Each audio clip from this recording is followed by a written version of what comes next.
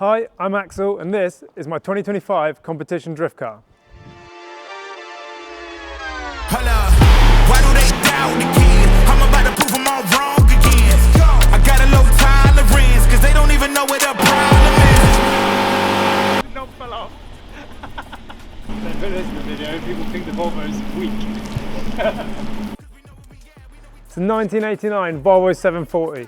It might not look like much now, but trust me, if you thought the Corvette was cool, wait to see what we got planned for this. Let's go into the workshop and I'll tell you how we got here.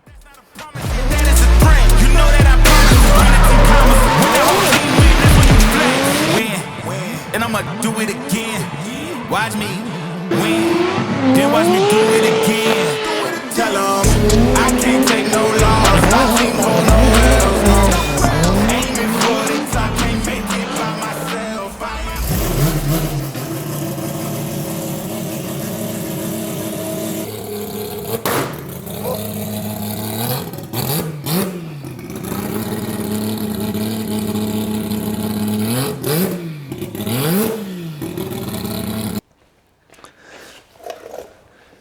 Right, hello, YouTube. Let's see how we do this. For those of you who already know me and only clicked on here to see my new Volvo, you probably skip forward. But for those of you who don't know me, I'm Axel, I'm 34 years old. I run a business here in the UK, but I'm originally from Sweden. My passion for motorsport started at an early age. Watching my dad racing in Sweden, he used to import, distribute and sell replica GT40s, and he had one with a NASCAR engine. Really cool thing. And when we came over to the UK, he raced Renault Spiders, TVR Tuscans, just to name a few, and always going to the tracks. Our business then developed into becoming one, or if not the biggest, distributor of race fuel in the UK, which meant that we go to race meetings every weekend with lorries distributing fuel. So again, always involved with racing every day, every weekend, and it's something that's just always excited me. Then drifting came about 8 years ago for me. You know, having heard about it whilst at auto sport shows and things like that, it was really when Darren McNamara first started talking to us at auto sport shows, telling us about how cool drifting was, you know, how this was the next big thing, and why we should give him free fuel so he could go drifting.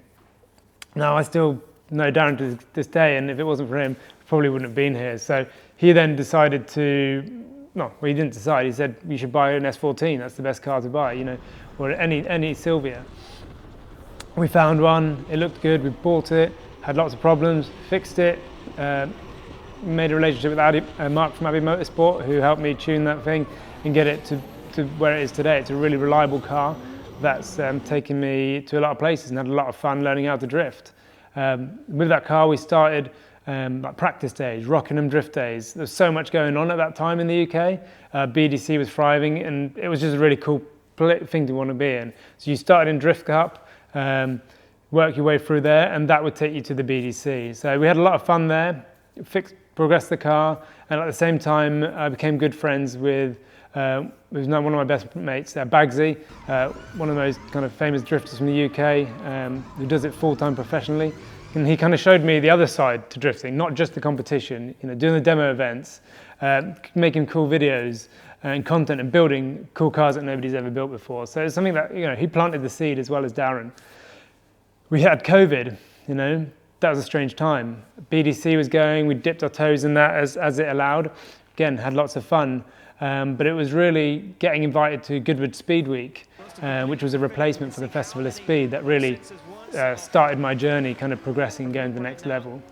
That led us to do Goodwood Festival of Speed in the S14. That was great fun, but again, it was on the COVID restrictions. They couldn't fly international drivers over. So I wasn't competing for a space. You know, drifting's only 6 cars going up Goodwood normally. But you've got James Dean, Ryan Turk, Chris Forsberg, Vaughan Gittin Jr., those kind of like, you know, really big names I looked up to. They would usually be there. You know, they weren't all there. So we got to go there. And then I realized the next year, you know, my space is going to be taken. I need to build something cooler.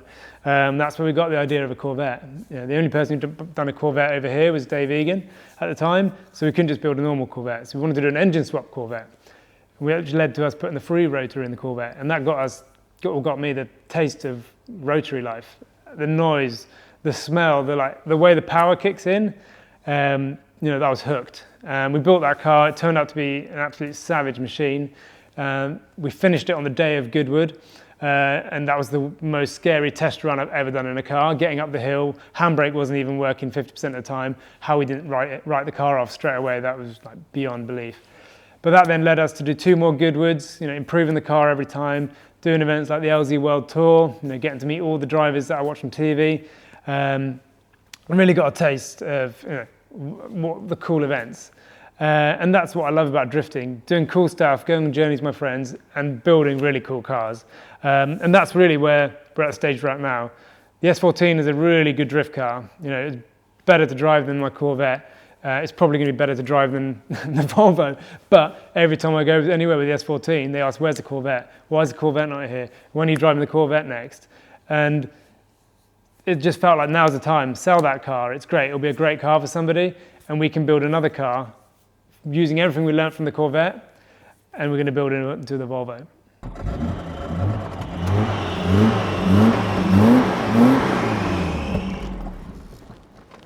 Cool, what a machine. So, we already said we're selling the S14, we're already building the Volvo. Why are we building the Volvo? Well, like I said, we've already built the Corvette, and we were thinking, what else could we build? Something unique. We looked at building a Dodge Viper, maybe an Aston Martin, the English version of the Corvette would have been pretty cool. Then Mad Mike came along and brought out most savage rotary McLaren, so supercars are kind of out the window now because it's never going to be as good as that. So then we thought, well, let's go for a competition car. What else can be done? BMWs, not really into them. GT86, they're more common than S14s. So let's go for something else. I wanted something that's already been proven, and I'd seen this car by one other driver, and he drives it savage. A guy called Kevin Broomberg. I saw his car in Drift Masters. He runs a 1,000 horsepower Volvo engine, carbon Kevlar, it looks sick. And from that moment, that's what I wanted to do. I grew up with my dad driving me around in Volvos, and yeah, they've always had a little sweet spot for me. So we're really excited about this. We're doing it. And essentially, what we're doing is taking everything we learnt from the Corvette, free rotor, Quave sequential, carbon Kevlar, sexy wheels. We're throwing it onto this old brick and making it a lot faster. So yeah, come along for the ride, and we're going to try and document this on weekly episodes. Starting with episode 2, we're going to strip the car apart, find all the things that are wrong with it on the chassis, and then we're going to be roll cage, fabrication. Rob and George are going to come along. They're going to help us build the whole car, just like they did with the Corvette. So it'll be us three and some other partners chipping in along the way. And we think it's going to be pretty exciting, and we can't wait to get started. So yeah, we should probably see if this thing can drift first before we do anything else, right? May as well.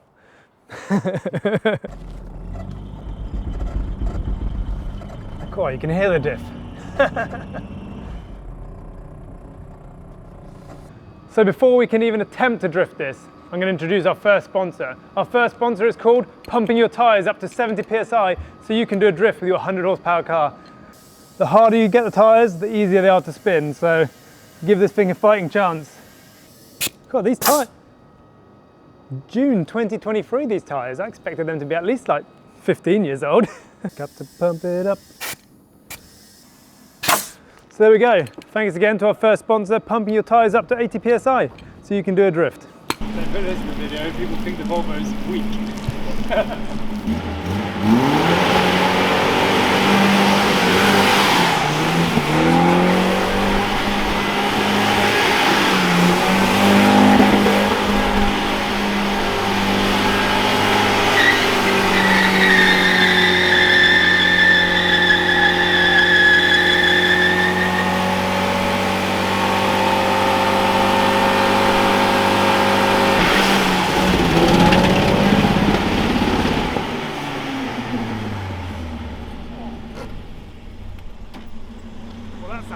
But anyway, one thing I did forget is what it's going to look like when we're done. At the moment, it looks like an absolute box, but imagine it looks a bit more like the Corvette, a bit like this. Why do they doubt the kid? I'm about to prove them all wrong.